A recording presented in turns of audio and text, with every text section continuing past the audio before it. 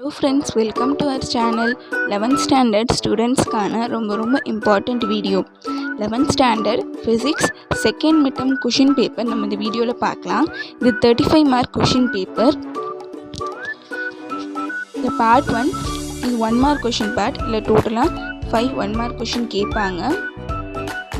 physics மோஸ்டா நமக்கு book back 1 mark question தான் கேட்பாங்க. next part 2 இது 2 mark question part. இல்லை இனி 4 கொஷின் அட்டன் பண்ணணும் நம்ம. இல்லை 9th ஒன்று மட்டும் கம்பல்சரி கொஷின்.